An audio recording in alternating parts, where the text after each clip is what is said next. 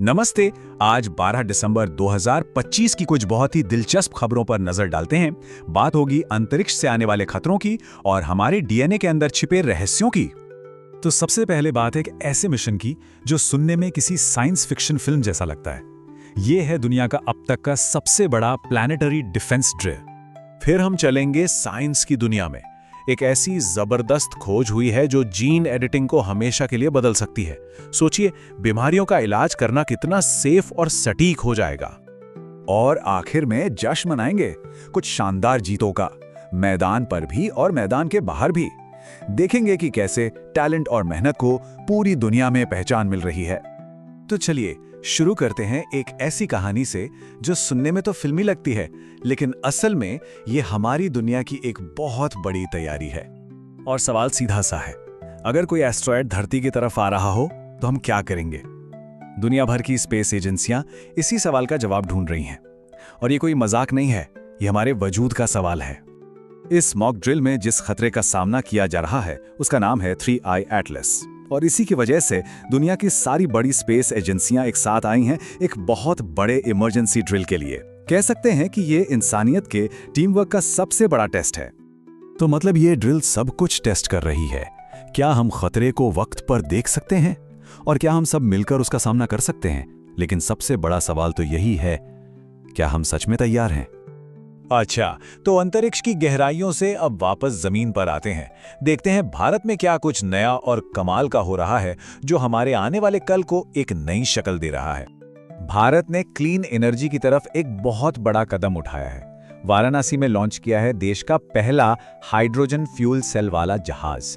कमाल की बात यह है कि इससे धुएं की जगह सिर्फ पानी निकलता है। यह सिर्फ एक टेक्नोलॉजिकल अचीवमेंट नहीं, बल्कि एक साफ सुथरे भविष्य के लिए भारत का कमिटमेंट भी दिखाता है। अब बात डिजिटल गवर्नेंस की। संपन्न पोर्टल ये टेलीकॉम डिपार्टमेंट से रिटायर हुए कर्मचारियों के लिए एक बहुत बड़ी राहत है। अब पेंशन से जुड़ा सारा काम, मंजूरी से लेकर पेमेंट तक, सब कुछ ऑनलाइन और बिना किसी झंझट के हो जाएगा। सालों की सर्विस के बाद ये एक बहुत जरूरी कदम है। चलिए अब विज्ञान की दुनिया में चलते हैं, जहां एक तरफ तो एक कमाल की खोज हुई है, वहीं दूसरी तरफ हमारे समंदर से एक बहुत ही परेशान करने वाली खबर आ रही है। तो वैज्ञानिकों ने, खासकर कोलकाता की बोस इंस्टीट्यूट ने ग्लो-Cas9 नाम का एक टूल बनाया है।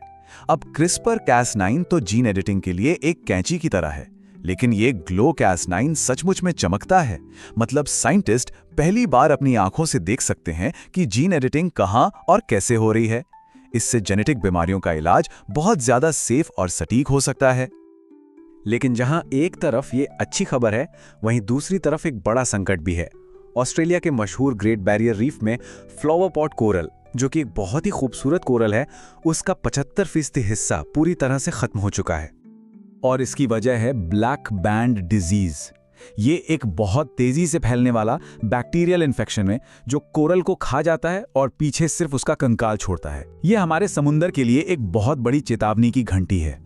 इन चुनौतियों के बावजूद दुनिया में ऐसे लोग भी हैं जो उम्मीद की किरण जगा रहे हैं। चलिए अब उन लोगों की बात करते हैं जिनके कमाल के काम को दुनिया पहचान रही है। और इसकी एक शानदार मिसाल है भारत की सुप्रिया साहू। उन्हें यूएन का सबसे बड़ा पर्यावरण सम्मान champions of the earth award मिला है। उन्होंने तमिलनाडु में क्लाइमेट चेंज से निपटने के लिए जो काम किया है वो वाकई में प्रेरणा देने वाला है। अब बात सिनेमा की। सऊदी अरब में हुए रेड सी इंटरनेशनल फिल्म फेस्टिवल में भारत की 2 पीढ़ियों का सम्मान हुआ। एक तरफ आलिया भट्ट, जिन्हें उभरते टैलेंट के लिए अवार्ड मिला, और दूसरी तरफ लेजेंडरी एक्ट्रेस रेखा जी, जिन्हें उनके शानदार करियर के लिए सम्मानित किया गया। और अब आखिर में चलते हैं स्पोर्ट्स की दुनिया में, जहां जुनून और मेहनत ने कुछ कमाल के नतीजे दिए हैं। चेन्नई में हुए FIH hockey mains junior world cup में जर्मनी ने गोल्ड मेडल जीता। स्पेन को सिल्वर मिला, लेकिन सबसे बड़ी खबर है भारत के लिए, हमारी टीम ने ब्रॉन्ज मेडल जीता। ये इस टूर्नामेंट के इतिहास में भारत का पहला ब्रॉन्ज है, जो कि एक बहुत बड़ी और ऐतिहासिक जीत है। और फुटबॉल की बात करें तो लियोनेल मेसी का जलवा कायम है। उन्हें एक बार फिर मेजर लीग सॉकर का MVP यानी मोस्ट वैल्यूएबल प्लेयर चुना गया है, और ये दूसरी बार है जब उन्होंने ये अवार्ड जीता है। वाकई कमाल के खिलाड़ी हैं। तो आज की ये खबरें हमें दिखाती हैं कि हम इंसान एक ही वक्त में 2 बड़ी लड़ाइयां लड़ रहे हैं। एक तरफ हम अपने प्लैनेट को बचाने की कोशिश कर रहे हैं और दूसरी तरफ अपनी ही बायोलॉजी के कोड को बदलने में लगे हैं। तो सोचने वाली बात यह है कि आने वाले दशक पर सबसे ज्यादा असर किस चीज का होगा, हमारे ग्रह की सुरक्षा का या फिर हमारे जीन्स को बदलने की इस नई ताकत का।